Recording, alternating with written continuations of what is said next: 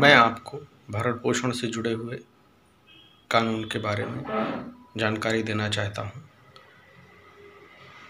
दंड प्रक्रिया संहिता की धारा 125 के अंतर्गत जो भरण पोषण के लिए कानून है उसके बारे में। इसके अंतर्गत पत्नी, माता पिता, संतान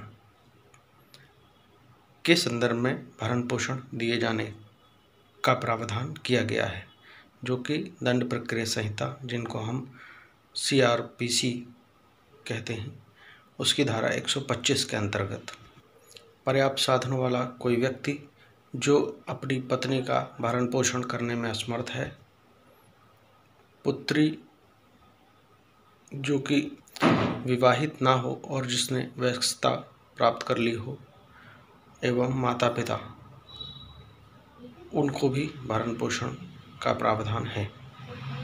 इसके पूर्व के वीडियो में मैंने हिंदू दत्तक ग्रहण भरण पोषण अधिनियम के प्रावधान की जानकारी दी थी, जिसके अंतर्गत भरण पोषण की पात्रता के लिए अनिवार्य था कि वो हिंदू हों, तभी उनका मामला उस कानून के अंतर्गत लग सकता था।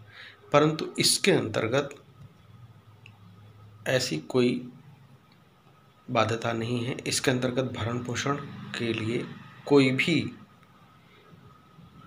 जा सकते हैं, चाहे वो हिंदू हो या मुस्लिम हो, ईसाई हो, पारसी हो, सभी के लिए।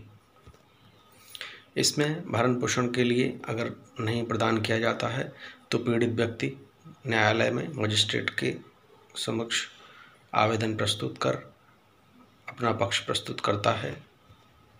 मजिस्ट्रेट उसका विचारण करने के उपरांत भरण पोषण की राशि निर्धारित करेंगे।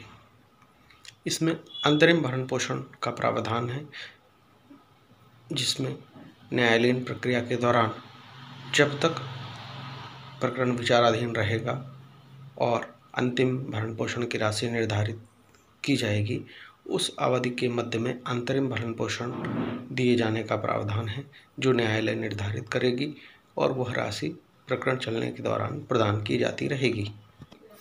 भरण पोषण की कार्यवाही कहाँ पर की जाएगी? भरण पोषण की कार्यवाही हेतु आवश्यक है कि जहाँ पर वह व्यक्ति है, या जहाँ पर पत्नी है, या जहाँ पर अंतिम बार वो साथ रहे हैं, जहाँ पर भरण पोषण आदेश पारित किए जाने के बाद यदि पत्नी ने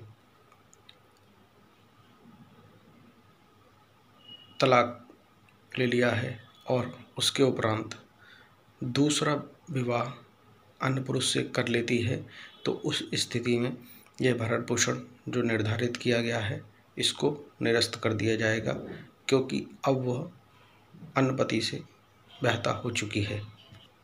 भरण पोषण की राशि में वृद्धि किए जाने का भी प्रावधान है, यदि परिस्थितियां परिवर्तित हो गई हैं और उसके उपरांत यदि न्यायालय को प्रतीत होता है कि उन परिस्थितियों के अनुसार भरण पोषण की राशि बढ़ाई जानी चाहिए, तो बढ़ाए जाने का आदेश पारित कर सकती है। परंतु एक अन्य महत्वपूर्ण बिंदु इसमें बताना चाहता हूँ कि भरण पोषण पाने की पात्रता महिला को उसी दशा में होगी जब वह उसके पास आय का कोई साधन ना हो।